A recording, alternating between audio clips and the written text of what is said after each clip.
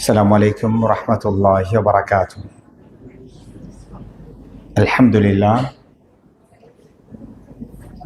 لله الملك القدوس السلام رحيم الرحمن العلام أنزل علينا خير الكلام وجعل تلاوته مطهرة للقلب من الأثران والآثام وأنعم علينا بالإسلام وأشهد أن لا إله إلا الله وحده لا شريك له وأشهد أن محمدا عبده ورسوله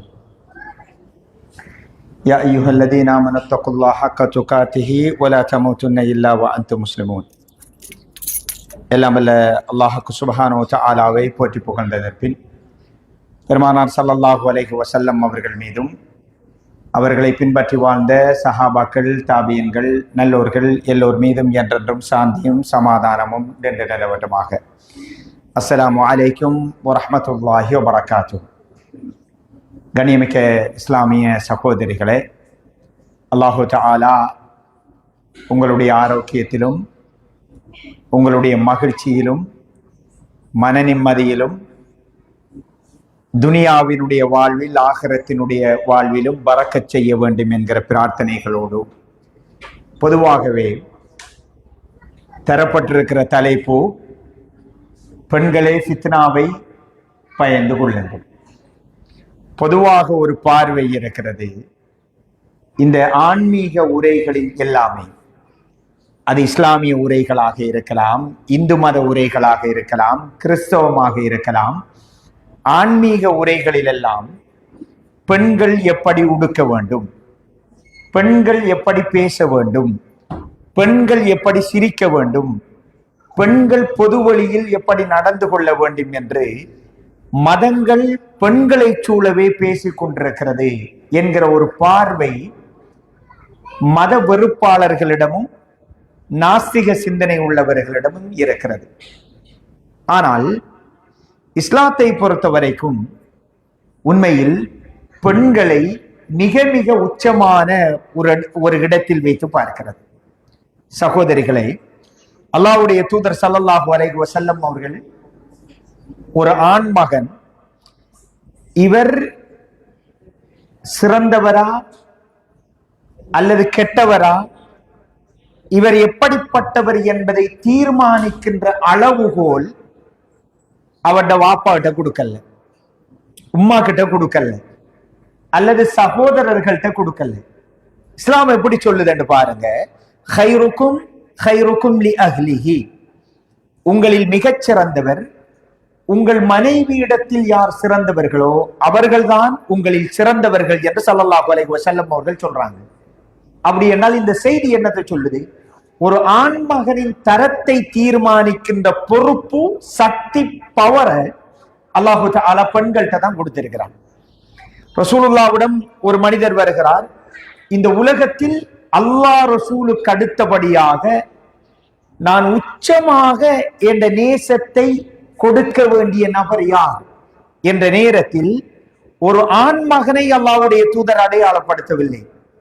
உம்முக, உங்களோட உம்மா. இரண்டாவது உங்களோட தாய். மீண்டும் கேட்கிறார், உங்கள் தாய். 3 முறை ஒரு பெண்ணை தாய் அந்தஸ்தில் உள்ளவரை இஸ்லாம் முற்படுத்தி இருப்பதை பார்க்கிறோம். எனவே சகோதரிகளே, இஸ்லாம் பெண்களை உச்சமாக பார்க்கிறது. இன்னொரு செய்தியை பாருங்க. ரசூலுல்லாஹி ஸல்லல்லாஹு அலைஹி வஸல்லம் அவர்கள் சொன்னார்கள், அதாவது யாரொருவர் 2 பெண் குழந்தைகளை பருவ வயது அடைகின்ற வரைக்கும் நல்ல முறையில் வளர்த்தெடுக்கிறார்களோ அவர்கள் மறுமை நாளில் என்னோடு இப்படி இருப்பார்கள் என்று அல்லாஹ்வுடைய தூதர் தன் 2 விரல்களையும் சேர்த்து காட்டுறாங்க. ஆம்பளை பிள்ளைக்கு ரசூல் ஸல்லல்லாஹு அலைஹி வஸல்லம் அவங்க இப்படி சொல்லல. பெண் பிள்ளைகள் 2 யார் இப்படி வளர்க்கிறாங்களோ அவங்களோட அந்தஸ்து இந்த மாதிரி இருக்க மாட்டாங்க. இஸ்லாத்தில் சில இடங்களில் ஆண்களை விட பெண்களை இஸ்லாம், அல்லாஹ்வும் அல்லாஹ்வுடைய தூதர் ஸல்லல்லாஹு அலைஹி வஸல்லம் அவர்களும் உச்சமான இடத்தில் வைத்து பார்ப்பதை பார்க்கிறோம். அதே நேரத்தில் அடிக்கடி பெண்கள் நரகத்துல பார்த்தன் என்று ரசூலுல்லாஹ் சொன்னதாக பயான் நிகழ்ச்சியில கேட்கிறோம். அடிக்கடி பயான் நிகழ்ச்சிகள்ல பெண்களுக்கு தான் பேசப்படுறதையும் மேசப்படுறதையும் பார்க்கிறோம். இப்ப இது என்ன? இந்த உரைக்கு போவதற்கு முன்னாடி ஒரு சில முன்னுள்ள விடயங்களை அவதானிக்க வேண்டும். ஏனென்றால் குர்ஆன் அல்லாஹு தஆலா சொல்கிறான், மனித படைப்பில் இயல்பாகவே சில விடயங்களை விரும்பக்கூடிய தன்மை இருக்கும். குர்ஆன் அல்லாஹ் சொல்கிறான், ஸுய்யின லின்னாஸி ஹுப்பு ஷஹவாத்தி மினன் நிஸா வல் பனீன், அதாவது மனிதர்களுக்கு பெண்கள், தங்கம், வெள்ளி போன்ற பொருட்கள் மீது இயல்பாக ஆசை கொண்டவர்களாக மனிதர்கள் இருக்கிறார்கள் என்று அல் குர்ஆனில் அல்லாஹு தஆலா சொல்லுவதை பார்க்கிறோம். அப்ப இது அல்லாஹு தஆலா இயல்பாக வைத்திருக்கிற ஒன்று. பெண்களை அப்படியான ஒரு உன்னதமான மனிதர்கள் விரும்பக்கூடிய ஒரு நிலைமையில் அல்லாஹு தஆலா வச்சிருக்கிறார். அப்படி வச்சுட்டு எனவே சில ஃபித்னாக்கள் இருக்கும், சில சிக்கல்கள் வரும். அதை எப்படி முகாமைத்துவம் செய்ய வேண்டும் என்கிற வழிகாட்டல்களையும் இஸ்லாம் சொல்லி இருப்பதை பார்க்கிறோம். அல்லாஹ்வுடைய தூதர் சொன்னார்கள், மா தரக்து பஅதி ஃபித்னதன், அதாவது எனக்கு பிறகு நான் ஆண்களுக்கு பெண்களை விட அதிகமாக தீங்கு விளைவிக்கக்கூடிய ஒரு ஃபித்னாவை விட்டு வைக்கவில்லை என்று ஸல்லல்லாஹு அலைஹி வஸல்லம் அவங்க சொல்றாங்க.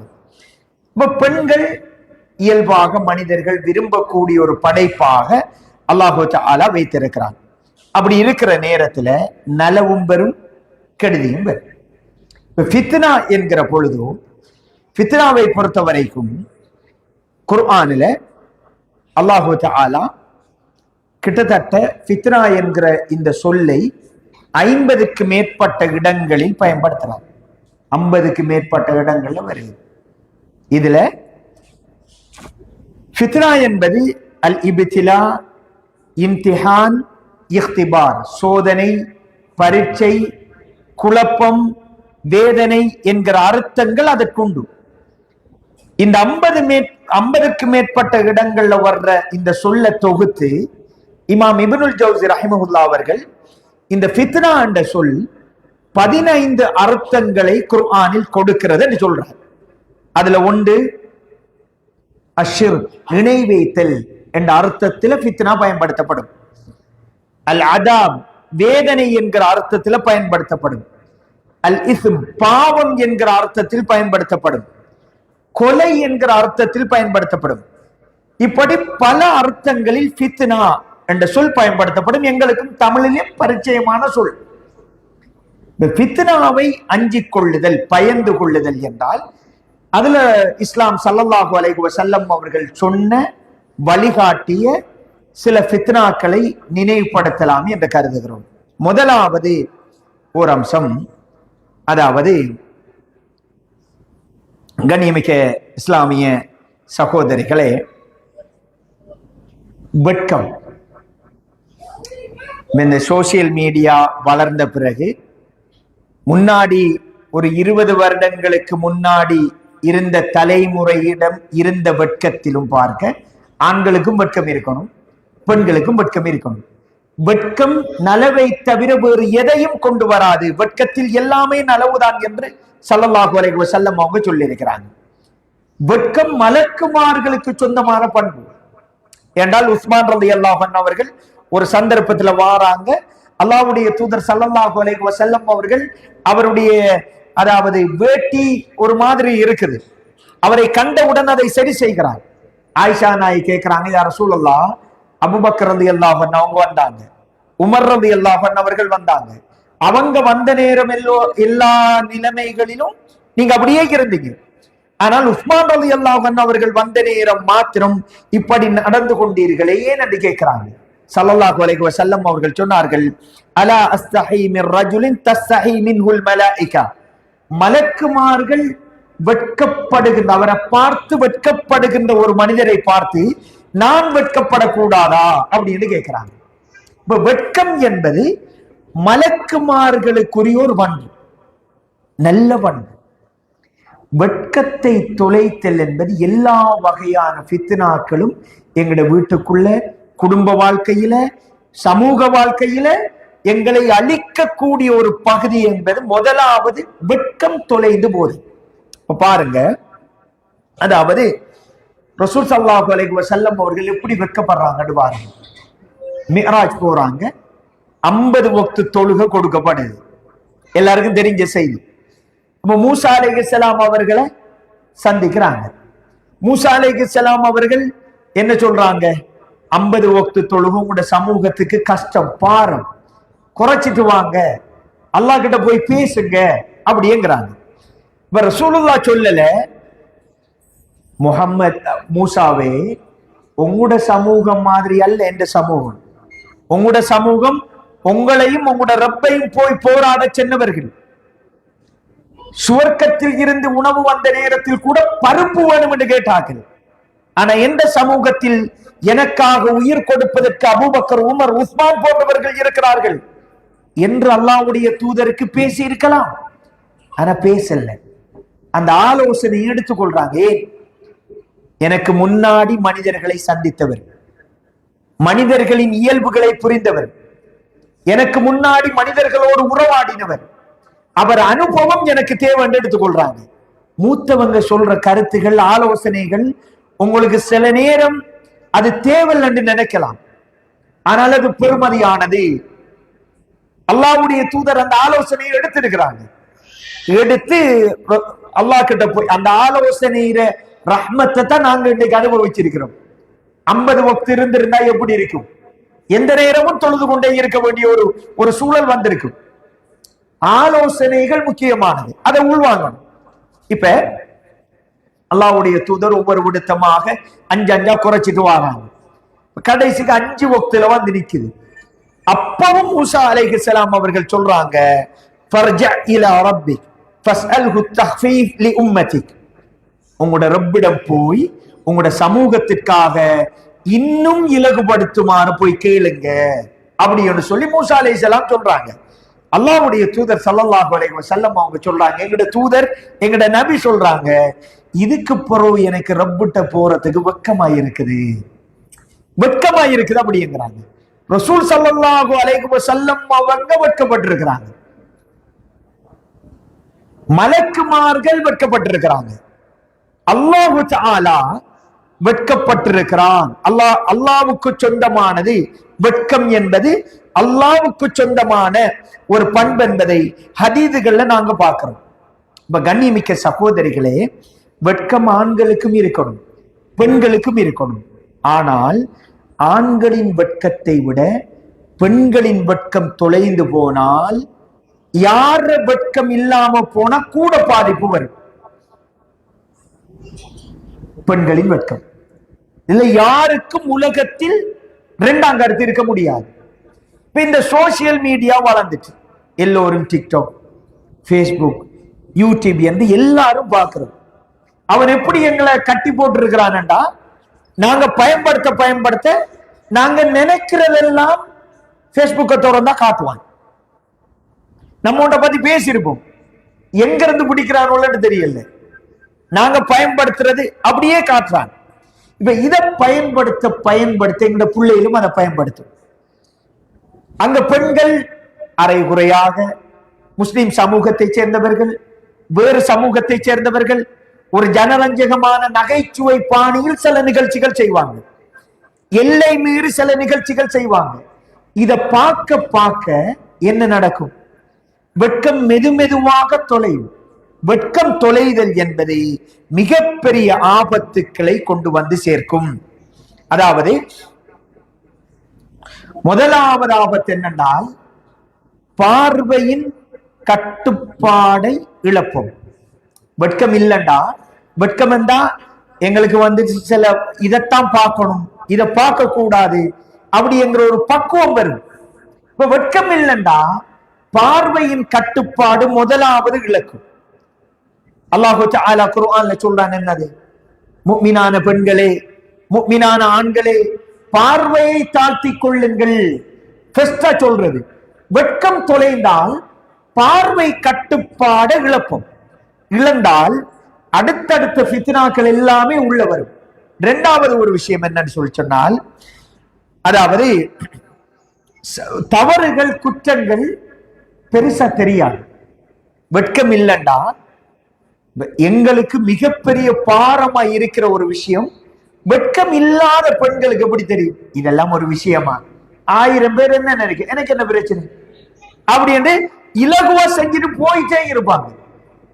நபிமார்கள் மலக்குமார்களுக்கு இருந்த ஒரு பண்பு. தயவு செய்து இந்த தலைமுறைக்கு தாய்மார்கள் வெட்கத்தை கற்றுக் கொடுங்க. வீட்டுல சாட்சி பிரியமான பிள்ளைகள், பெண் பிள்ளைகள், ரசூல் ஸல்லல்லாஹு அலைஹி வஸல்லம் அவர்கள் சொன்ன செய்தியை பாருங்க. உங்களுடைய பிள்ளைகள் உங்களோட பிள்ளைகள் தான், இன்னொருத்தர பிள்ளை அல்ல. சகோதரர்களாக இருந்தாலும் ஒரு குறிப்பிட்ட வயதை அடைந்தால் ஒரே போர்வையில் அவர்களை உறங்க வைக்க வேண்டாம் என்றாங்க. ஏன்?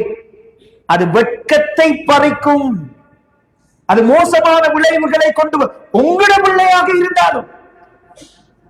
இவ்வளவு நுட்பமாக உலகத்தில் எந்த தலைவரும் சொல்லலை. அப்படி என்றால் இந்த பெண்களுக்கு வர்ற ஃபித்னாக்கள்ல முதலாவது ஃபித்னா உங்களோட வெட்கத்தை தொலைக்கிறது. அல்லாஹ் உங்களுக்கு தந்த நிஅமத்துல முக்கியமான நிஅமத் என்னன்னா, உங்களை படைக்கிற பொழுதே இயல்பாக அதீத வெட்கம் கொண்டவர்களாக படைச்சிருக்கிறார். கடைசி வரைக்கும் இந்த மௌத்து வரைக்கும் அந்த வெட்கம் இருக்கணும் என்கிறத அல்லாஹ் கிட்ட கேட்கணும். இப்ப என்னென்றால் ஸ்ட்ரைட் ஃபார்வர்ட், நாங்க நேரடியா மௌத்துக்கு தான் பேசுறது அப்படி என்று சொல்லி பேச்சில வெட்கத்தை சிலர் இழப்பாங்க. சிலர் பேச்சில வெட்கம் இருக்கும், நடத்தையில வெட்கம் இருக்காது. சிலருக்கு ரெண்டுலையும் இருக்காது. சிலருக்கு வெளிச்சூழலில் வெட்கம் இருக்கும், ஊட்டுச்சூழல நானா தந்தை அங்க வெட்கம் இருக்காது. வெட்கம் எல்லா சந்தர்ப்பங்களிலும் இருக்க வேண்டிய ஒரு முக்கியமான இந்த சமூக ஊடகங்கள் வளர்ந்த பிறகு வெட்கம் கொஞ்சம் கொஞ்சமாக தொலைந்து போகிற ஒரு ஆபத்தான போக்கை நாங்கள் பார்க்கிறோம். கண்ணியமிக்க சகோதரிகளே, எனவே இது முதலாவது ஒரு அம்சமாக புரிந்து கொள்ள வேண்டும்.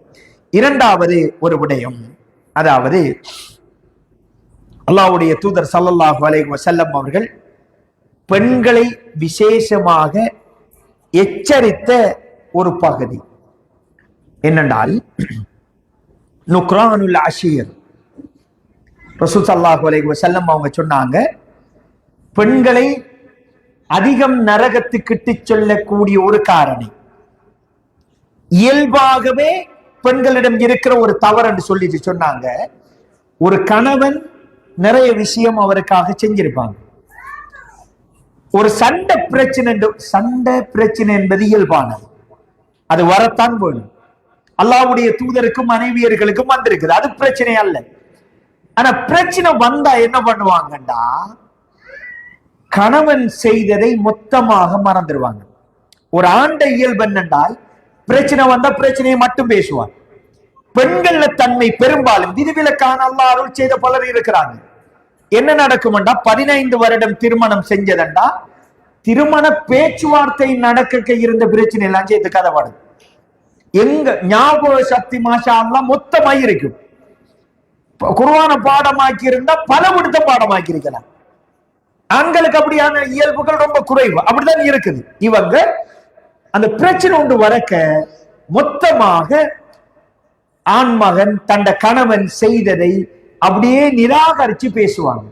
நீங்க என்னத்தை செஞ்ச, எங்கட முன்னுத்தூட பாருங்க, எங்கட தாத்தாட மாப்பிள்ளையை பாருங்க, தங்கச்சிட மாப்பிள்ளையை பாருங்க, நீங்க என்ன பெரிய வாயாலே வட சுட்ட, என்ன செஞ்ச நீங்க அப்படி பேசுறத ரசூலுல்லாஹ் சொன்னாங்க. உங்கள்கிட்ட நியாயம் இருந்தாலும் அப்படி பேசக்கூடாது. எப்படி? ஒருவேளை அப்படி நியாயம் இருந்தாலும் அப்படி நீங்கள் அந்த பிரச்சனையை அணுகக்கூடாது. அது உங்களோட ஆகிரத்தை பாதிக்கும், குடும்ப வாழ்க்கையையும் பாதிக்கும். ஒரு ஆண்மகனின் சுயமரியாதை இழக்கிற ஒரு சந்தர்ப்பம். இதை அல்லாஹ்வுடைய தூதர் ஸல்லல்லாஹு அலைஹி வஸல்லம் அவர்கள் கடுமையாக எச்சரிச்சாங்க. இந்த பேச்சு எதனால வருது? கோபத்தால வருது. கோபம் ஆண்களுக்கும் வாரது, பெண்களுக்கும் வாரது. ஆனால் ரெண்டு கோபத்திலும் எந்த கோபத்திற்கு தாக்கம் அதிகம்? நீங்க உங்களுக்கு ஒவ்வொருத்தருக்கும் தனிப்பட்ட ரீதியான அனுபவங்கள் இருக்கும். ஆண்களின் கோபத்திற்கு தாக்கம் அதிகமா? உலகத்தில் பயமுறுத்தி ஒருவரை அடித்து திருத்தலாம் என்றிருந்தால் ஆண்களை திருத்தலாம், பெண்களை திருத்தலாம். ஏன்? உலகத்துல ஆக வலி நிறைந்த ஆகப்பெரிய வலி என்னது? பிரசவ வலி. அதை தாங்கினவங்க பெண்கள். அவங்களுக்கு ஏனைய வலிகள் எல்லாம் இரண்டாவது. ஆனா ஒரு ஆண் மகன் அப்படி அல்ல. அடி தடி என்கிற பொழுது தைரியம் வீரியம் பேசினாலும் ஒரு தயக்கம் இருக்கும். பெண்களை பொறுத்த வரைக்கும் இயல்பாகவே வலிமை நிறைந்தவர்கள். கண்ணியமிக்க சகோதரிகளே, கோபம் வந்தா நிதானத்தை இழந்துருவோம். கணவன் செஞ்ச அவ்வளவத்தையும் மொத்தமாக மறுப்போம், மறுத்து பேசுவோம். சில பெண்கள் நினைக்கிறது, ஒரு முஸ்லிம் சகோதரனாக நாங்க ஒரு கலந்துரையாடலாகவே இந்த உரையை அமைச்சு கொள்வோம்.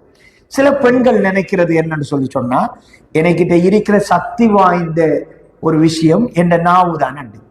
எல்லா சந்தர்ப்பத்திலையும் பேசுவன், எனக்கு எந்த தயக்கமும் இல்லை, எல்லா கேள்விகளுக்கும் பதில் அளிப்பேன், எல்லா சூழ்நிலையிலும் பேசுவேன், வரிக்கு வரி பதில். ஒரு கதை கதைச்சா 9 கதையா ரிப்ளை வரும். இந்த கோபம் வருகிற பொழுது நிதானத்தை நாங்கள் இழப்போம். சமாளிக்க தெரியும். இந்த நிதானத்தை இழந்தா ரசூலுல்லாஹ் எச்சரிச்ச அந்த பாவத்தை செஞ்சு அல்லாஹ் பாதுகாக்கணும், நரகம் இலகுவாக்கப்படும். சில விஷயங்கள்ல ஒரு திருமணம் முடிச்சுட்டு ஒரு செட்டப்புக்கு மாறும்.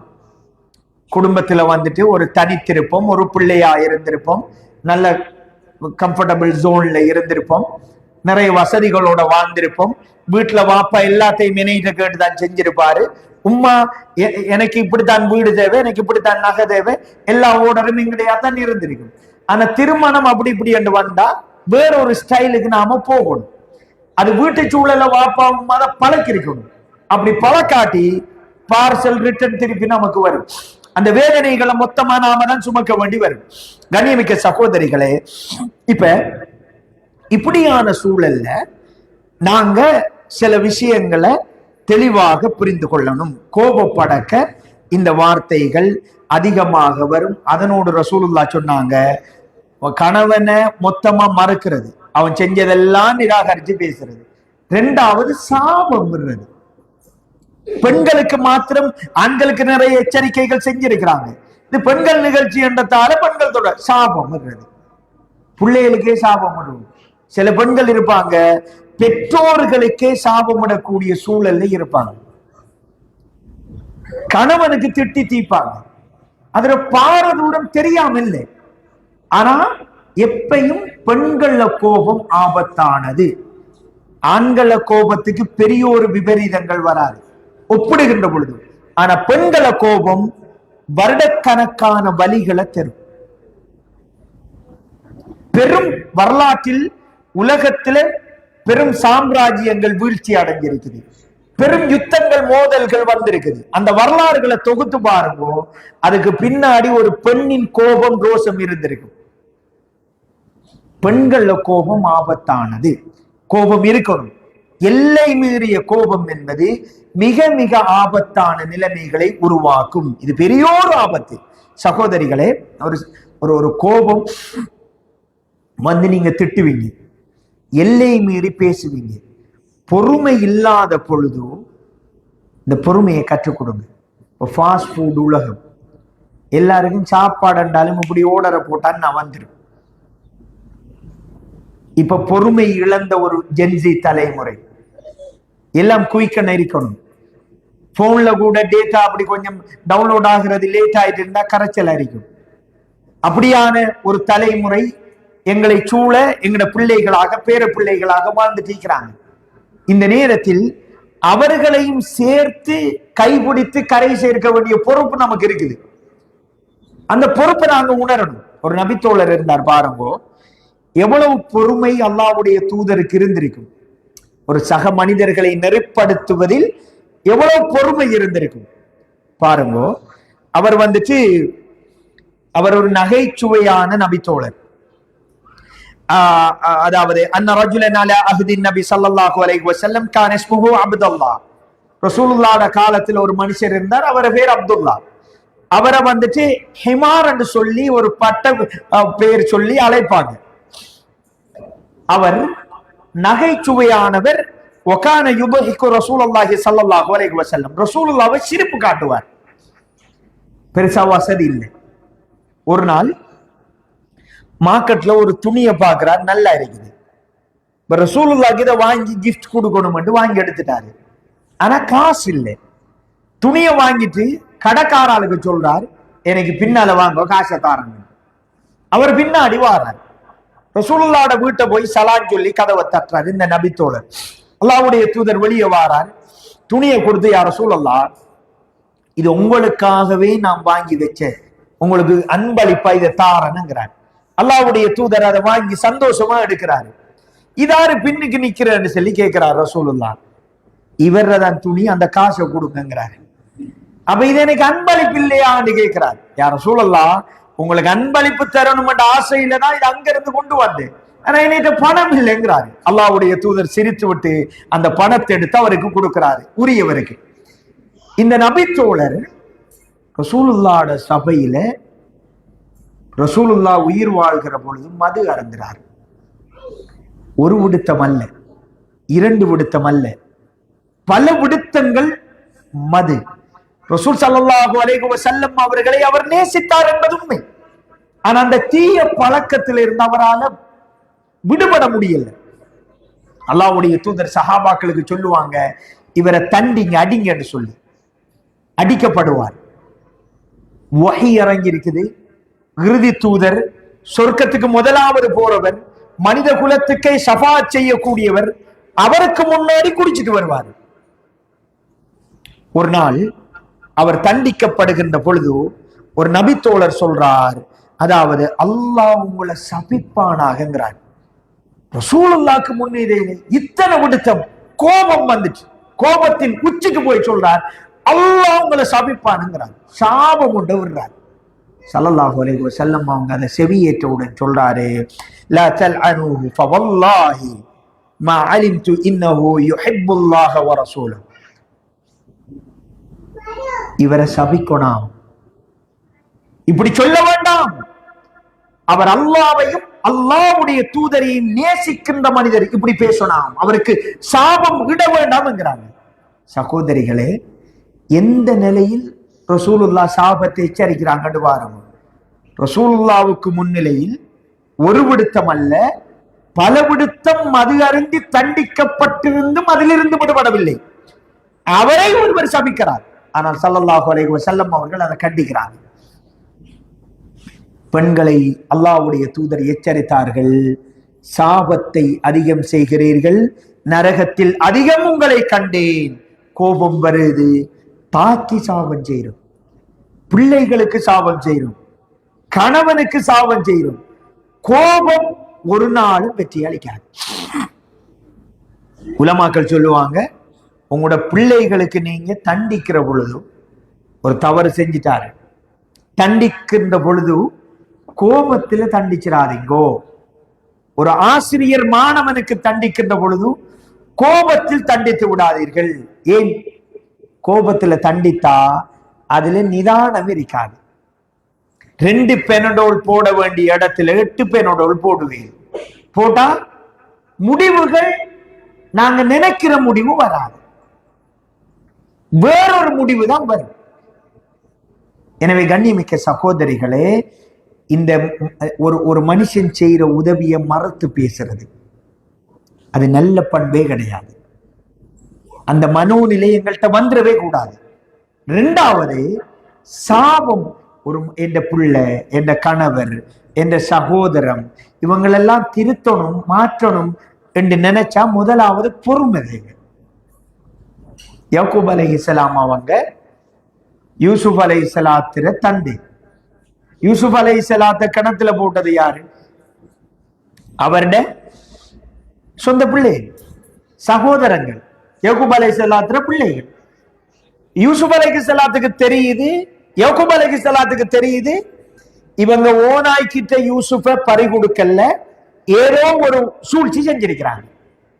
அதை நினைச்சு யாக்கூப் அலைஹிஸ்ஸலாத்திர கண்ணும் குருடா போய்த்துட்டு பார்வையை இழக்கிறார்.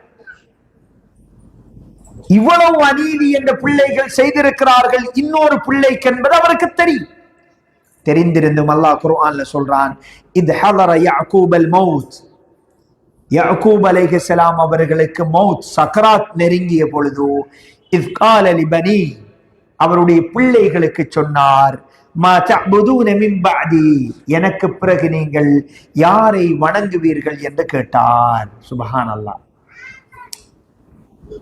கடைசி வரைக்கும் என்ற பிள்ளைகள் திருந்துவார்கள், மாறுவார்கள். அது என்ற மௌத்துக்கு பிறகும் நடக்கலாம். என்னை விட அல்லாஹ்விடத்தில் உச்சமான இடத்தில் அவர்கள் இருக்கலாம்.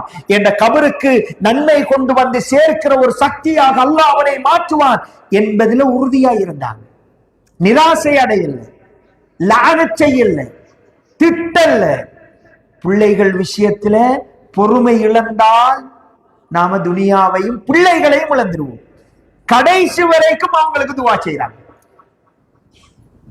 எனவே நாங்க தீவிர ஆத்திரம் என்பது ஃபித்னா, பிரச்சனை. நரம்பு தளர்ச்சி வரும், பிரஷர் வந்து நரம்பு வடிக்கும், சுகர் கூடும், உடல் ரீதியாகவும் பிரச்சனை, ஆன்மீக ரீதியாகவும் பிரச்சனை. கண்ணியமிக்க சகோதரிகளே, மௌனத்தை கடைபிடிக்க பழகணும். ஒரு ஆண் ஒரு வார்த்தை பேசினால் பெண்கள், இந்த இந்த விஞ்ஞானம் சொல்லுது, பெண்களுக்கு ஒரு 4 வார்த்தை பேசணும்னு சொல்லு. இயல்பிலேயே அப்படி இருக்கிறாங்க. மௌனம் என்பது பாருங்க, ஆயிஷா நாயகி செய்யாத ஒரு குற்றத்துக்கு அவதூறு பேசுறாங்க, அநியாயமா பேசுறாங்க. அல்லாஹ் வஹிய இறக்கி பாதுகாக்கிறான்.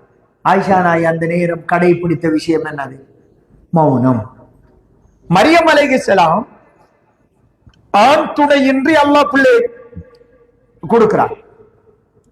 மக்கள் யாரும் நம்ப மாட்டாங்க. அல்லாஹ் சொல்றான், யாராவது இது தொடர்பா உங்கள்ட்ட கேள்வி கேட்டு வந்தால், இன்னி நதர்து லிர்ரஹ்மானி ஸௌமா, நான் யாரோடையும் பேசுறேன் என்று நாம முடிச்சீங்கன்னு சொல்லுங்க. மௌனமா இருங்க, பிரச்சனையை நான் பார்க்கிறேன் அல்லாஹ் பாரம் எடுக்கிறேன். மௌனம் என்பது நீங்க 100 வார்த்தைகளால் சொல்ல முடியாத ஒரு செய்தியை ஒரு மௌனத்தால் கடத்த முடியும். நீங்கள் 1000 வார்த்தைகளினால் பேசி பேசி விவாதித்து புரிய வைக்காத ஒரு விடயத்தை ஒரு சிரிப்பால், புன்முறுவலால் மாற்ற முடியும். அது பெரியோர் விஷயம். எல்லாருக்கும் பிழைகளை சுட்டி காட்ட முடியும், அது எல்லாரும் செய்வாங்க. ஆனால் பிழைகளில் இருந்து ஒரு மனிதனை மீட்டெடுத்தல் என்பது ஒரு கலை. அது எல்லாராலையும் முடியாது. அது உள்ளத்தோடு உறவாடுகின்ற ஒரு கலை. அதிலும் அந்த நுட்பத்தை பெண்கள் தெரிந்து கொள்வார்களாக இருந்தால் அல்ஹம்துலில்லாஹ், உலகத்தில் எவ்வளவு மோசமானவர்களை திருத்துவார்கள், மாற்றுவார்கள். உலக வரலாற்றில் சஹாபிய பெண்மணிகள், நபிமார்கள், அவர்கள் மனைவியர்கள் இதற்கு பெரிய அத்தாட்சி சான்றாக இருந்திருக்கிறார்கள். எனவே சகோதரிகளே, லஅனத் செய்கிறது ஆபத்தானது. மறுத்து பேசுறது, செஞ்ச உதவிகளை ஆபத்தானது. இது ரெண்டுக்கும் அடிப்படையாக அமைவது கோபம், தீவிர கோபம். இதிலிருந்து அல்லாஹு தஆலா நம் அனைவரையும் பாதுகாக்க வேண்டும். அடுத்தது இன்னொரு ஃபித்னா, அதுவும் இந்த காலத்திலே, அதாவது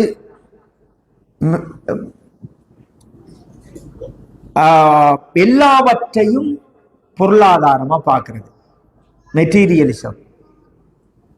என்னென்றால் நாங்களும் என்னண்டா என்ற பிள்ளைக்கு மொட்டை பைக் கொண்டு வாங்கி கொடுக்கணும், அந்த இல்லாட்டி பிள்ளையில பொருள் கொடுத்து சந்தோஷப்படுத்துதல் இருக்குதானே, இது நல்லமா கூடாத. புள்ள போலறது சாக்லேட்டை வாங்கி கொடுக்கறது, இல்லாட்டி புள்ள வேற ஒரு தேவையை கேட்குது, குயிக்கனா அதை செஞ்சு கொடுக்கறது, அவசரமா அதை செஞ்சு கொடுக்கறது. அவருக்கு எத்தனை வயசு, அவரை நட்பு வட்டம் என்ன, அவரை சக நண்பர்கள் இதை செய்கிறார்களா, அவரை சூழ்நிலை என்ன, இது எதையும் பார்க்கறல்ல, பொருளை கொடுக்கணும். பாப்பா வெளிநாட்டுல கோல் அடிச்சா உடனே கொடுக்கறது, சந்தோஷப்படுத்துறது. இது நல்லமா கூடாது. நாம நினைக்கும் இது நல்லமும் தான், கூடாதது. என்னென்றால் இப்ப குறிப்பா பாருங்க, வாழ்க்கையின் வெற்றி கௌரவம் எல்லாமே பணம் சார்ந்ததாகவே பார்க்கக்கூடிய ஒரு தலைமுறை உருவாக்கி இருக்குது. திருமணம் என்று வந்தாலும் எல்லோருடைய முதல் தெரிவும் என்ன தொழில் செய்கிறார், வெளிநாட்டு மாப்பிள்ளையா, நல்ல சலரியா, கார் இருக்குதா, இதுகளை பார்க்கக்கூடிய ஒரு தலைமுறை உருவாகிறாங்க. பெண்கள்ல இப்படி உருவானால் அது மிகப்பெரிய ஒரு ஆபத்து. அப்படிதான் இந்த தலை இப்ப பாருங்க, ஒரு பொம்பளை பிள்ளைக்கு அல்லது ஒரு ஆம்பளை பிள்ளைக்கு சீனி 1 கிலோ எவ்வளவு உண்டு தெரியுமா? தெரியா. பான் எவ்வளவு உண்டு தெரியுமா? தெரியா. கொச்சிக்கா வெங்காயம் எவ்வளவு உண்டு தெரியுமா? தெரியா. ஆனா ஐபோன் எவ்வளவு உண்டு தெரியும்? தெரியுமா இல்லையா? ரோட்டால போற மோட்டார் பைக் இது எவ்வளவு உண்டு தெரியும்?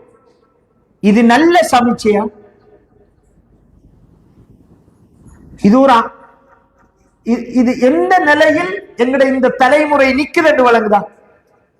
எந்த பெற்றோர்கள் இந்த ஆபத்தில் இருந்து, எந்த தாய்மார்கள் அவர்களையும் அவர்கள் பிள்ளைகளையும் பாதுகாக்கிறாங்களோ அவங்க நிம்மதியாக மகிழ்ச்சியாக வாழுவார்கள். மற்றவர்களிடம் இருப்பதை விட எனக்கிட்ட அதிகமா இருக்கணும் என்று நினைக்கிற மனோநிலை. இங்க பாருங்க, அல்லாஹ் குர்ஆன்ல சொல்றான், அதாவது இந்த துனியா வெறுமனே விளையாட்டும் கேலி கூத்துகளும் என்கிற தொடர்பா சொல்லிட்டு வாரான். அதுல இந்த திருமணத்திற்கு முன்பே மெட்டீரியலிசம், ஒரு 19 வயசு 20 வயசு புள்ள, 22 வயசு புள்ள, எனக்கு வீடு கட்டக்கு இப்படி தண்ணி இருக்கணும்னு சொல்லி வாப்பா அம்மாட்ட பேசுறது. சரி பிள்ளை என்கிற விவாதத்துக்குள்ள வரல. எனக்கு இத்தனை பவுன்னாக வேணும்னு சொல்லி சொல்றது.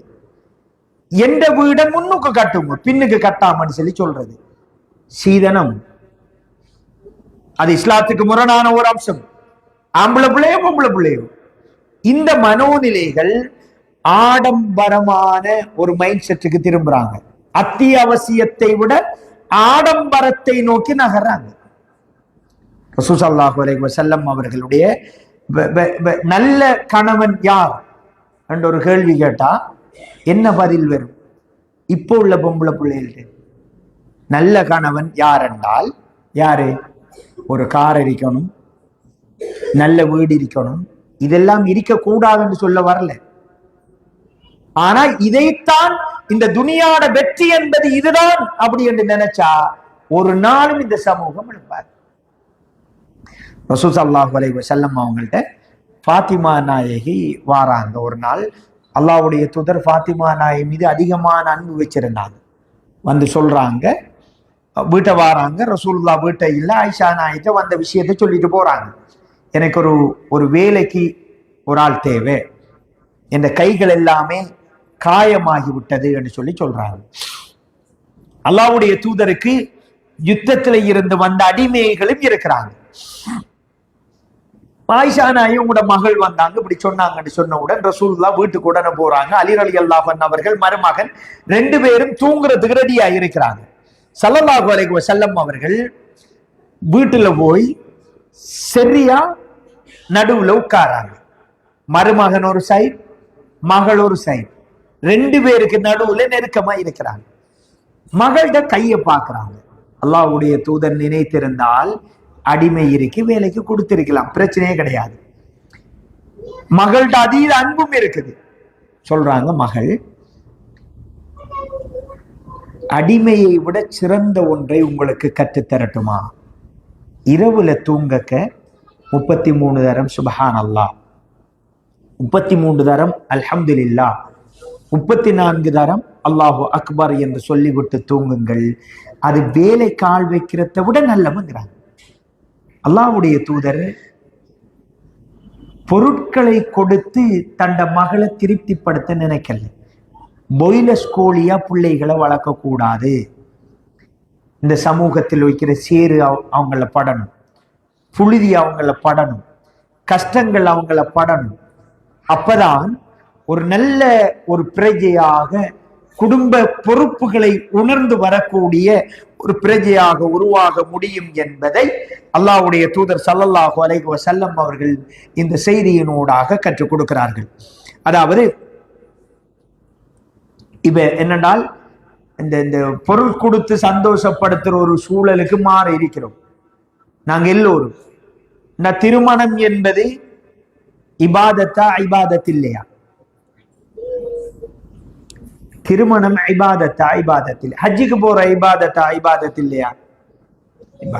ஹஜ்ஜுக்கு போக அல்லாஹ் உங்களை எல்லோருக்கும் அந்த பாக்கியத்தை தரணும். ஹஜ்ஜுக்கு போக உங்களோட மனோநிலை எப்படி இருக்கு? நீங்க ஜென்ம பகை என்ற ஒருத்தரை நினைச்சிருந்தாலும், உங்களுக்கு 100% அவர் அநியாயம் செஞ்சிருந்தாலும் நீங்க என்ன செய்வீங்க? போய் மன்னிப்பு கேட்பீங்க இல்லையா? என்ற உங்களோட உணர்வு என்ன? ஒரு இபாதத்தை செய்ய போறேனுங்கிறது. இந்த மனோநிலையில அன்றைக்கு திருமணம் நடக்குது. தொழுகையில தக்பீர் கட்ட போறீங்க, எப்படி நிப்பே? அப்படியா இன்றைக்கு திருமணங்கள் நடக்குது? பொம்பளையில் தான் அதுல ஆக மும்முரமா நிற்பாங்க. ஆடைகள் பார்க்க முடியாது, செலவுகள் கோடிக்கணக்கான பணம் செலவழிக்கப்படும். ஃபித்னா, பெரிய ஃபித்னா. ஆண் பெண் கலப்பு அப்படியே இருக்கும். வக்து தொழுகை எல்லாம் மிஸ் ஆகும். ப்ரோக்ராம் எல்லாம் ரெடி பண்ணுவாங்க. அந்த ப்ரோக்ராம்ல சாப்பாடு டைம், ரிஃப்ரெஷ்மெண்ட், மத்த டைம் எல்லாம் இருக்கும். தொழுகை கண்ட ஒரு நேரம் இருக்காது. திருமணம் என்பது வணக்கம், தொழுகைக்கு நேரம் இருக்காது. பிள்ளைகளுக்கு சாப்பாடு கொடுக்கிறது, ஊட்டி விடுறது ஐபாதத்தா இல்லையா? தூங்க வைக்கிறது ஐபாதத்தா இல்லையா? எத்தனை பேர் பாட்டு சினிமா பாடல் இல்லாம சாப்பாடு கொடுக்கிற? எத்தனை பேர் மியூசிக் இல்லாம தூங்க வைக்கிறது? இபாதத்தை மியூசிக்கோட போகுது. அப்ப இது சமூகத்துல ஒரு குடும்பத்துக்கு சேர வேண்டிய பரக்கத்து, பிரச்சனை எல்லாம் மொத்தமா வந்து சேரும். ஒரு ஐபாதத்தை இப்படி நடக்குது. நீங்க குடும்ப பெண்கள் தெளிவாக இருக்கணும். அல்லாஹ் ரசூலுக்கு மாற்றமாக இதை செய்யக்கூடாது. இது ஒரு வணக்கம். இதனூடாக அல்லாஹு தஆலா என்ற சந்ததியினர்களை விரிவுபடுத்த போறான். ரப்பி ஜஅல்னி முகீம ஸலாவ மின் துர்ரியதி, இறைவா என்னையும் என் சந்ததியினரையும் தொழக்கூடியவர்களாக மாற்றுவாயாக என்பது நபிமார்களுடைய பிரார்த்தனையாக இருக்குது. அப்ப திருமணம் இப்படியான ஃபித்னாக்கள், இதுல மும்முறை அந்த பொட்டி கொண்டு போறது, அடையாளம் விட போறது, என்னென்னலாம் செய்யறது. த்ரௌன் ஒன்று இருக்கணும். அது என்ன? அதாவது இஸ்லாம் திருமணம் மகிழ்ச்சியான ஒரு இபாதத், சந்தோஷமான ஒரு வணக்கம். ஆனா அதுக்கு வரையறைகள் உண்டு, வரம்புகள் உண்டு. அது மீறப்படுகிற நேரத்தில் பெரும் ஃபித்னாக்களை சந்திக்க வேண்டி வரும். கடை ஓபன் பண்ணுவாங்க, பெரிய மியூசிக் கொண்டு அடிச்சுதான் கடை ஓபன் பண்ணுவாங்க. அப்ப எப்படி பறக்கத்து வார? ஒரு மாதத்துக்குள்ள கடை மூடு பற்று. ஹராத்துல ஆரம்பிக்கிற இபாதத் எப்படி அல்லாஹ் விரும்புவான்? எனவே நீங்க அடிக்கடி திருமண நிகழ்வுகளை ஏற்பாடு செய்கிற பொழுது ஒரு ஆலிம சந்திங்க, இது சரியா, இது பிழையா, அல்லாஹ் இதை விரும்புவானா, அல்லாஹ்வுடைய தூதர் இதை விரும்புவார்களா என்கிறத பார்த்து செய்யுங்க. பக்கத்து வீடு விரும்பட்டும் விரும்பாமல் போகட்டும், என் சொந்தங்கள் விரும்பட்டும் விரும்பாமல் போகட்டும், அவங்கள கூப்பிடுங்க. எனக்கு வசதி இருக்குது, வாய்ப்பு இருக்குது, நீங்க நினைக்கிற மாதிரி எல்லாம் செய்யலாம். ஆனால் இஸ்லாம் இதை விரும்பல. அல்லாஹ் விரும்பாத ஒன்றை நாம் ஏன் செய்யணும்? அல்லாஹ் சந்தோஷப்படாத ஒரு விடயத்துல செஞ்சு அல்லாஹ்வுடைய தண்டனை வந்து அது பெரும் சோதனையாக மாறத்தை நான் விரும்பல என்கிற விஷயத்தை அழகா சொல்லுங்க, கண்ணியமா சொல்லுங்க, நாகரிகமா சொல்லுங்க. கண்ணியமிக்க இஸ்லாமிய சகோதரிகளே, என்னென்றால் இப்படியே திருமணங்களும் இந்த மாதிரி மைண்ட் செட்ல பிள்ளைகளை உருவாக்குகின்ற பொழுது கணவனின் அன்பை பொருட்களை வச்சுதான் அளவிடுவாங்க. பர்த்டே கொண்டாடுறதே இஸ்லாத்துல இல்லை.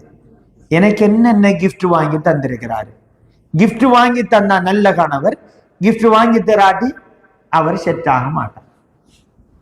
ஏன்? பொருளை வைத்து அன்பை அளவிடுகின்ற ஒரு சமூகத்தை நாங்க உருவாக்குறோம். இது அல்லாஹ் பாதுகாக்கணும். அல்லாஹு தஆலா இப்படியான மனோநிலைகளில் இருந்து எங்களை பாதுகாக்கணும். அடுத்த ஆக்களை பார்க்கறது, அடுத்த ஆக்கள் ஃபேஸ்புக்கில் அதில் இதில் போகிறதுகளை பார்க்கறது, பார்த்தா அப்படியே இருக்கணும்னு நாம் நினைக்கிறது. எங்களுக்கண்டு சில விதிகள், கட்டுப்பாடுகள், ஏவல்கள் இருக்குது. யார ஏவல்? அல்லாஹ்வுடைய தூதரனுடைய. அதை தாண்டி நாங்க போக இயலாது என்கிற விடயத்தை தெளிவாக புரிந்து கொள்ளணும். அதே போன்று இன்னும் ஒரு ஃபித்னா, அல்லாஹ்வுடைய தூதர் ஸல்லல்லாஹு அலைஹி வஸல்லம் அவர்கள் எச்சரிச்ச உண்டு. அதாவது எங்கட உடலில் அல்லாஹ் அழக தந்திருப்பான், அழகான முறையில படைச்சிருக்கிறான். அதை அழகாக வைத்துக் கொள்ள வேண்டிய தேவை இஸ்லாம் சொல்லுது, அதுல மாற்று கருத்து இல்லை. ஆனால் அதுல தீவிர ஈடுபாடு காட்டுதல் என்பது ஃபித்னா. ரசூல் ஸல்லல்லாஹு அலைஹி வஸல்லம் அவர்கள் சொன்னார்கள், அதாவது அல் வாஷிமாத், பச்சை குத்துகின்ற பெண்கள், பச்சை குத்திக் கொள்பவர்கள், புருவ முடிகளை அகற்றுகின்ற பெண்கள், இப்படியான பெண்களை அல்லாஹ் சபிக்கிறான் என்று ஸல்லல்லாஹு அலைஹி வஸல்லம் அவங்க சொன்னாங்க. தீவிரமாக எந்த நேரமும் உடல் இல்லாத பொல்லாத கிரீம் எல்லாம் வாங்குறது, நோய், தோல் நோய் அதிகமாக வருதுன்னு சொல்றாங்க. ரசூலுல்லாஹ் அந்த காலத்துல இருந்த செட்டப்புக்கு ஒரு சாபத்தை என்ன செஞ்சிருக்கிறாங்க, சொல்லி இருக்கிறாங்க. எனவே அதுல தீவிர ஈடுபாடு காட்டி மாசத்துக்கு ஒரு 30,000 ரூபாய் அதுக்கு செலவழிக்கிறது என்பதெல்லாம் ஒரு அவ்வளவு நல்லது ஒரு காரியம் அல்ல என்பதை புரிந்து கொள்ள, இது ஹராம் என்று எடுத்துக்கொள்ள தேவையில்லை. ஆனாலும் ஸல்லல்லாஹு அலைஹி வஸல்லம் அவர்கள் இந்த விடயங்களை சொல்லி இருக்கிறார்கள் என்பதை புரிந்து கொள்ள வேண்டும். அதே போன்று இப்போ உள்ள தலைமுறைகள் தாய்மையை ஒரு சுமையாக பார்க்கக்கூடிய பெண்கள் அதிகமாக உருவாகி இருக்கிறாங்க. இப்ப நம்முடைய உம்மா மாமார், மூத்த மாமார் மாஷா அல்லாஹ் ஒரு 10 பிள்ளைகள் 12 பிள்ளைகள் பெத்தெடுத்திருப்பாங்க. இன்றைக்கு ஒரு பிள்ளைய பெத்தெடுத்துட்டு வளர்க்கறது கஷ்டமா இருக்குது, சவாலாக இருக்குது, பல சிக்கல் இருக்குது. நல்ல தெளிவா புரிஞ்சு கொள்ளணும் பெண்களே. அதாவது ரசூலுல்லாஹ் சொன்னாங்க, நாளை மறுமையிலே அதிகமாக பிள்ளைகள் பெற்றெடுக்கக்கூடிய பரம்பரையை பார்த்து திருமணம் செய்யுங்க. நாளை மறுமையில் எந்த சமூகம் அதிகமாக இருக்க வேண்டும் என்று நான் விரும்புறேன். இது ரசூலுல்லாஹ்வுடைய ஒரு விருப்பம். என்னது? இந்த சமூகம் கூட இருக்கணும். ரசூலுல்லாஹ்வோட ஒரு விருப்பத்தை செய்யணும் என்று நினைக்கிற ஒரு பெண்ணுக்கு யார துவா பரக்கத்து கிடைக்கும்? ரசூலுல்லாஹ்வோட துவா பரக்கத்து கிடைக்கும். இன்றைக்குள்ள பெண்கள் இது ஒரு ஃபித்னா, 2 சுருக்கிறது, அதோட முடிஞ்சு. அப்ப பிள்ளைகள் வளர்த்தல் என்பது சவாலா தான் இருக்கும். முந்தி 9 பிள்ளைகள் 10 பிள்ளைகள் இருப்பாங்க. மூத்த பிள்ளைக்கும் கடைசி பிள்ளைக்கும் இடையில வயது வித்தியாசம் எத்தனை இருக்கும்? குறைஞ்சது 15 வருஷம் வித்தியாசம் இருக்கும். அப்ப ஊட்டுச்சூழலில் அவனுக்கு ஒரு நண்பர் கிடைப்பார், 10 வருஷம் டிஃபரன்ட்ல ஒரு நண்பர் கிடைப்பார். அவன் உணர்வுகள் எல்லாவற்றையும் பகிர்ந்து, கோபத்தையும் அவரோட பகிர்ந்து கொள்வான், சந்தோஷத்தையும் பகிர்ந்து கொள்வான், வேதனையும் பகிர்ந்து கொள்வான், அவமானத்தையும் பகிர்ந்து கொள்வான்.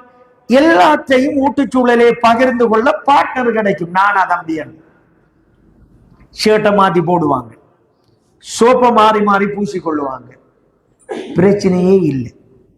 இப்ப என்னண்டா, எண்ணிக்கையை சுருக்கிட்டீங்க. அவனுடைய உணர்வுகளை பகிர்ந்து கொள்ள வீட்டுல இடம் இல்லை, வெளியில தேடுறான். தேடினால் வெளியில தவறான ஒரு தொடர்பு வந்துச்சா ஃபித்னாவா எங்களுக்கு மாறுது. ஒரு நண்பன் சக நண்பன் ஒரு டீனேஜ் வயசுல ஒரு தவறை மகிழ்ச்சியா பார்ப்பான், ரகசியமா வைப்பான். ஆனா ஒரு சகோதரன் என்ற சகோதரனின் தவறை அங்கீகரிக்க மாட்டான். வீட்டுல தொடர்பா பேசுவான், டிஸ்கஸ் பண்ணுவான், கையை பிடிப்பான், தம்பியே அப்பான். இது அன்னரம் நடந்துச்சு. அதனால 15 பிள்ளைகளும் சுமையாயிருக்கல. இப்ப சுமை என்னண்டா பிரதான காரணம் எண்ணிக்கையை சுருக்கணும். ரசூலுல்லாஹ்வோட விருப்பத்தை கண்டுகொள்ளல நம்ம. அப்படியான ஒரு தலைமுறை உருவாகுது. இது ஃபித்னா. அல்லாஹ் நமக்கு தந்திருக்கிற உடல் ஆரோக்கியத்தை நாங்க கண்ணியமிக்க சகோதரிகளே இதுல மிச்சம் கவனமாக பொடுபோக்காக பலர் இருக்கின்ற ஒரு நிலையை பார்க்கிறோம். அதே போன்று இன்னும் ஒரு முக்கியமான ஒரு செய்தி, அதாவது உணவளிப்பவன் அல்லாஹ். அல்லாஹு தஆலா எல்லாவற்றையும் பாரமெடுத்திருக்கிறான். எங்களுடைய தாயினுடைய வயிற்றில் நாங்கள் இருக்கிற பொழுதே இறைவன் எல்லாவற்றையும் பொறுப்பேற்றிருக்கிறான் என்பதை புரிந்து கொள்ள வேண்டும். அதே போன்று இன்னொரு விஷயம், ஆடை கலாச்சாரம். உலகத்திலே எல்லாம் மாறிட்டு, ஆதம் அலைஹிஸ்ஸலாம் படைக்கப்பட்டது முதல் இன்று வரைக்கும் எல்லாமே மாறிட்டா இல்லையா? சகலது மாறிட்டு. மாறாத ஒரு ஆடை, பேச்சு, தொழில்நுட்பம், வீடு வசதி, வாகனம் எல்லாம் மாறிட்டு. மாறாத ஒன்று இருக்குது, என்ன? மனித மனங்கள். அதே பொறாமை, அதே குரோதம், அதே போட்டி ஆதம் அலைஹிஸ்ஸலாத்துற டைம்ல இருந்தா போல இப்பயும் இருக்கு. மற்றெல்லாம் அப்டேட் ஆகிட்டு, கல்வி மட்டும் அப்படியே இருக்கு. சரிதானே? இப்ப பாருங்க, அதாவது 1000 கிட்டத்தட்ட 500 வருடம் குர்ஆன் ஹதீஸ், குர்ஆன் இறங்கினது, ஹதீஸ் ரசூலுல்லாஹ் சொன்னது. இப்ப அந்த நேரத்தில் இறக்கப்பட்ட வசனங்களை பாருங்க. வகர்ன ஃபீ புயூதிகுன், அல்லாஹ் குர்ஆன்ல சொல்றான், அதாவது நீங்கள் உங்கள் வீடுகளிலே தங்கியிருங்க. ஜாகிலிய காலத்தில் வெளியில உலாத்தி திரிஞ்ச மாதிரி அரைகுறை ஆடைகளோடு நீங்கள் வர வேண்டாம் என்று அல்லாஹ் எச்சரிக்கிறான். அல்லாஹ் எச்சரிக்க காலம் எப்ப? 1500 வருடம். இப்ப அந்த ஆடை அப்டேட் ஆகி ஆகி ஆகி ஆகி எங்க வந்து நிக்குது? ரசூல் ஸல்லல்லாஹு அலைஹி வஸல்லம் அவங்க சொன்னாங்க, அதாவது ஒனிசாஉன் காசியாத், ஆடை அணிந்தும் நிர்வாணமாக இருக்கின்ற பெண்கள் அவங்க நரகம் என்று அல்லாஹ்வுடைய தூதர் ஸல்லல்லாஹு அலைஹி வஸல்லம் அவங்க சொன்னாங்க. ஃபித்னா. எங்கட ஆடைகள் எங்களுடைய உடல் உறுப்புகளை மறைக்கணும். தாய்மார் அதுல பக்குவமா இருப்பாங்க. இப்ப உள்ள பிள்ளைகள் ஒரு விதம் அதில் எச்சரிக்கணும். நீங்க எச்சரிக்கை செய்கிற பொழுது அல்லாவை சொல்லி எச்சரிங்க, அல்லாஹ்வுடைய தூதரை சொல்லி பேசுங்க, ஹதீஸை சொல்லி பேசுங்க. ஆடை என்பது அது மிக மிக முக்கியமான ஒரு பகுதி. அதான் சமூக அல்லாஹ் குர்ஆன்ல சொல்றான், வகுல்லில் முஃமினாத் யக்துல்ன மின் அப்சாரிஹின், முஃமினான பெண்களே உங்கள் பார்வைகளை தாழ்த்தி கொள்ளுங்கள் என்று அல்லாஹு தஆலா சொல்கிறான். பார்வைதான் எல்லா ஃபித்னாவுக்கும் அடிப்படை. பார்த்தால் தான் சிரிக்கணும் போல இருக்கும், சிரித்தா தான் பேசணும் போல இருக்கும், பேசணும் போல இருந்தா தான் போன் நம்பர்கள் தேடணும் போல இருக்கும். அது கடைசியாக எல்லா ஃபித்னாக்களையும் குடும்பத்துக்குள்ள பெண்களுக்குள்ள கொண்டு வந்து ஒரு மோசமான ஒரு நிலையில கொண்டு போய் சேர்க்கும். எனவே கண்ணியமிக்க சகோதரிகளே, ஆடை கலாச்சாரம் என்பது இஸ்லாம் ஒன்று சொல்லியிருக்குது. அதுக்குள்ளதான் எங்கட அழகை நாங்க செஞ்சுக்கணும். அது ரொம்ப அழகா இருக்கும், கண்ணியமா இருக்கும், உங்களுக்கு மரியாதை கிடைக்கும். என்னென்றால் ஒரு மொடனா ஒரு ட்ரெஸ் ஒன்று போட்டுட்டு ஒரு புள்ள போகுது,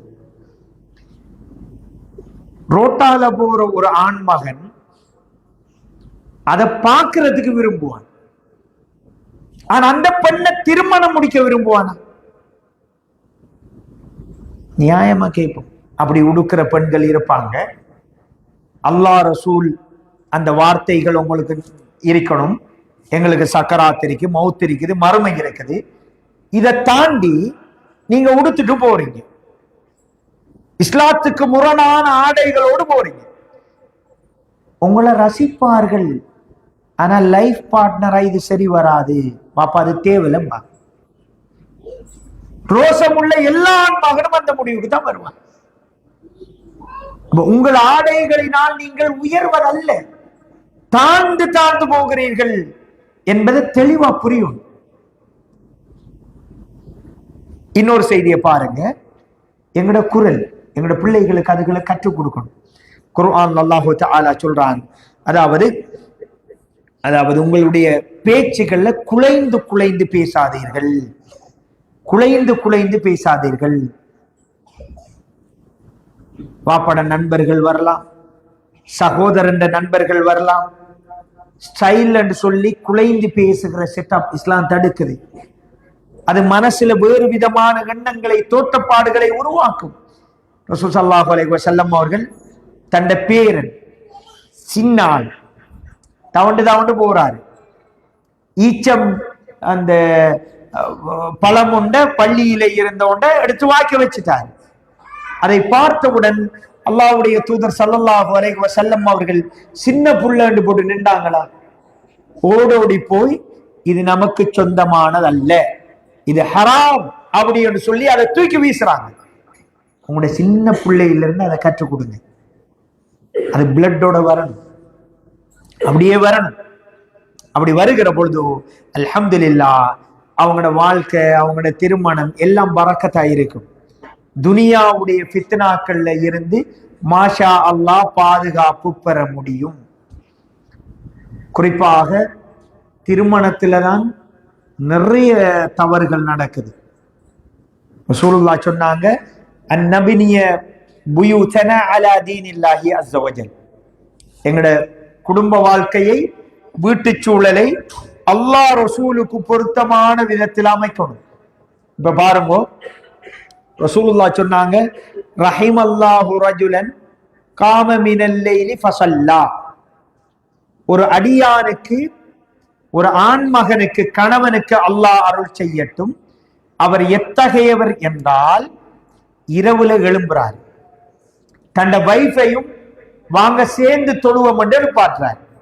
வைஃப் தூக்கத்தில் அப்படியே இருக்கிற பொழுது தண்ணி எடுத்து தெளிக்கிறார், ரெண்டு பேரும் சேர்ந்து தொழுகிறாங்க. தொடர்ந்து ரசூலுல்லாஹ் சொல்றாங்க, ஒரு மனைவிக்கு அல்லாஹ் அருள் செய்யட்டும், அந்த மனைவி எப்படிப்பட்ட மனைவி என்றா அதே மாதிரி இரவுல கியாமுல் லைலுக்காக எழுப்புறாங்க, தஹஜ்ஜுத் எழுப்புறாங்க, 2 ரக்காத் தொழுகிறாங்க, கணவனையும் வாங்குவோம் என்று எழுப்புறாங்க. அவர் மிச்சம் தூக்கம், தண்ணியை தெளிப்பு வாங்க தொழுதுட்டு தூங்குவோம்ங்கிறாங்க. இந்த குடும்பத்திற்கு அல்லாஹ் அருள் செய்வான் என்றார் துவா செஞ்சது? ரசூலுல்லாவுடைய துவா. ரசூலுல்லாவோட துவாவுக்கு அல்லாஹ் கிட்ட பெரிய ஒரு சக்தி இருக்குதா இல்லையா? இந்த சூழலை அமைத்து கொண்டா ஃபித்னாவிலிருந்து பாதுகாக்கலாம். வல்லாஹி பாதுகாப்பு பெறுவீங்க. உங்களோட பிள்ளைகள் அல்லாஹ் பாதுகாப்பான், உங்களை பாதுகாப்பான், உங்களோட வீட்டு சூழலை பாதுகாப்பான். எல்லா விஷயங்களையும் அப்படி ஆக்கி கொள்ளணும். இப்ப பாருங்க, அன்னுஹக்கிகல் அக்லாக் ஃபி புயூத்தினா, எங்களோட நட்பண்புகள் வெளிப்படுகின்ற இடம் வீடாத்தான் இருக்கணும். திட்டுறது, சாபமிடுறது, மோசமா பேசுறது, பிள்ளைகளை எரிஞ்சு விழுகிறது. சில பெண்களுடைய நாவுகள் கத்தி மாதிரி இருக்கும், கத்தியை விட கூராயிருக்கும், அப்படி பேசுவாங்க. ரசூலுல்லாஹ் சொன்னாங்க, உங்களில் சிறந்தவர் உங்களோட மனைவி கிட்ட சிறந்தவர் தான் நட்டாங்க. வீட்டுல யார் நல்லாக்களோ வெளியிலேயும் அவங்க தான் நல்ல. பிள்ளைகளோட கண்ணியமா பேசணும், கணவனோட மரியாதையோட கண்ணியமா பேசணும், சக உறவுகளோட நல்ல கண்ணியமான வார்த்தைகள் சொல்லணும். இவைகள் மிக மிக முக்கியமான அம்சங்களாக இருக்கிறது. அதே போன்று இறுதியான ஒரு அம்சம், அதாவது அல்லாஹு தஆலா குழப்பமான, சோதனை நிறைந்த, சிக்கல் நிறைந்த வாழ்க்கையில் இருந்து எங்களை பாதுகாக்கணும். என்னென்றால் சூழ்நிலைகளை புரிஞ்சு கொள்ளணும். என்னென்றால் எல்லா மனிதர்களும் ஒரே மாதிரி இருக்க மாட்டாங்க. எனக்கு 3 பிள்ளைகளண்டா 3ஐயும் ஒரே விதமா அணுகலாமா? ஏலா. ஒரு பிள்ளைய தங்கம் பாப்பான்னு சொல்லி சொன்னா கேட்பான், இன்னொரு பிள்ளைக்கு அதே அணுகுமுறை சரி வராது. ரசூலுல்லாஹ் மனிதர்களின் அந்த தன்மையை புரிஞ்சு கொண்டாங்க. இப்ப பாருங்க, ஒருத்தர் வாரார், முர்லி, அதாவது சொல்றார், எனக்கு அல்லாஹ் உங்களுக்கு தந்த பணத்தில இருந்து தருமாறு ஏவுங்கிறார். ரசூலுல்லாஹ் அப்படி பின்னுக்கு பிடிச்சு இழுக்கிறார். அவர் இழுத்த வேகம் அல்லாஹ்வுடைய தூதரின் உடலிலே சிவத்து விடுகிறது. ஒரு ஒரு ஹதியா கேட்கார், அதை இவ்வளவு காரமா கேட்கார். அவர் நாட்டுப்புறவாசி, கிராமப்புறத்தில் இருந்து வந்தவர். அல்லாஹ்வுடைய தூதர் அவரை திரும்பி பார்த்துட்டு சிரிக்கிறார். சிரிச்சிட்டு சஹாபாக்களுக்கு சொல்றாங்க, அவருக்கு கொடுத்து அனுப்புங்கிறார். அல்லாஹ்வுடைய தூதர் புரிந்து கொள்றார், அவரை சூழ்நிலையை புரிஞ்சு கொள்றார். அவர் யாரு? இதே வேலையை அபூபக்கர் ரலியல்லாஹு அன்ஹு அவங்க செஞ்சிருந்தா சிரிச்சிருப்பாரா? உமர் ரலியல்லாஹு அன்ஹு அவர்கள் செய்திருந்தா? இவர் ஒரு கிராம பிரவாசி, நாகரிக பண்புகள் கொஞ்சம் குறைவாய் இருக்கும். அவங்க கரடு முரடத்தான் வாழ்ந்திருப்பாங்க. அவங்களோட பழக்கம் இதுதான். அந்த தன்மை சூழ்நிலைகளை புரிஞ்சு கொள்றாங்க. இது முக்கியமான ஒரு விஷயம். என்னென்றால், எங்கட கணவர் எந்த சூழ்நிலையில் இருந்து வருகிறார் என்கிறது எங்களுக்கு தெரியும்.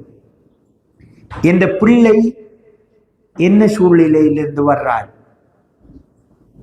அவரை நட்பு வட்டம் என்ன, இப்ப கோபத்தில் இருக்கிறாரா, மன அழுத்தத்தில் இருக்கிறாரா, என்ன என்பதை புரிஞ்சுதான் அவர்களோட நாங்க உறவாட ஸ்டார்ட் பண்ணோம். அப்பதான் வாழ்க்கை சந்தோஷமா இருக்கும். நாங்க என்னென்றால், யார நிலைமையை நாம புரிஞ்சு கொள்றது, அப்படி நாம திணிக்க போறதாலதான் அவ்வளவு பிரச்சனை. மனிதர்கள் இப்ப அல்லாஹு தஆலா மூசா அலைஹிஸ்ஸலாம் அவர்கள் உலுல் அஸும்களில் ஒரு நபி, 5 பேர்ல ஒரு தூதர். அல்லாஹ் அந்த அளவுக்கு உயர்த்தி வச்சிருக்கிறான். ஆனா குர்ஆன்ல மூசா அலைஹிஸ்ஸலாம் தொடர்பா என்ன சொல்றாங்க? அல்லாஹ் ஒரு கட்டத்துல அவர சமூகம் காலை கண்ட வணங்குற நேரம் தௌராத் கையில இருக்குது, தௌராத் வேதம் கையில இருக்குது. அதை பார்த்தவுடன் கோபம் உச்சிக்கு வந்து வேதத்தை என்ன செய்யறார்? தூக்கி ஒரு எறிகிறார். நல்ல வேலையா இது. ஆனாலும் அல்லாஹு தஆலா உலுல் அஸும்களில் ஒருவராக வர வைக்கிறார். ஏனென்னா, ஒரு மனுஷன் நல்லதை முதலாவது பார்க்கணும், கெட்டதை பார்க்கறதுக்கு முன்னாடி நல்லதை பார்க்கணும். ஹாரூன் அலைஹிஸ்ஸலாத்துல தலைமுடியை பிடிச்சு இழுக்கிறாங்க, அவர் இன்னைக்கு நோவு விட்டுருங்கன்றார். ஆனாலும் அல்லாஹு தஆலா மூசா அலைஹிஸ்ஸலாம் அவர்களை உச்சத்தில் வைத்து பார்த்திருப்பதை பார்க்கிறோம். எனவே ஒரு சூழ்நிலைகளை புரிஞ்சு உறவாடணும், கோபப்படக்கூடாது, நிதானத்தை கடைபிடிக்கணும். எல்லாம் அல்லாஹ் ஜல்ல சுப்ஹானஹு வ தஆலா பல ஃபித்னாக்கள் இருக்குது துனியாவில். அல்லாஹு தஆலா எல்லா வகையான ஃபித்னாக்களில் இருந்து எங்களை பாதுகாக்கிறதுக்கு குர்ஆனும் ஹதீஸும் தான் முக்கியமானது. எல்லாவற்றிற்கு மேலால கொஞ்சம் நிதானமாக, பக்குவமாக, சூழ்நிலைகளை புரிந்து நடக்கக்கூடியவர்களாக எல்லாம் அல்லாஹ் ஜல்ல சுப்ஹானஹு வ தஆலா நம் அனைவரையும் ஆக்கி அருள்வானாக. அகூலு கௌலி ஹாதா அஸ்தக்ஃபிருல்லாஹ் லி வ லக்கும் ஃபஸ்தக்ஃபிருஹு இன்னஹு ஹுவல் கஃபூர் ரஹீம்.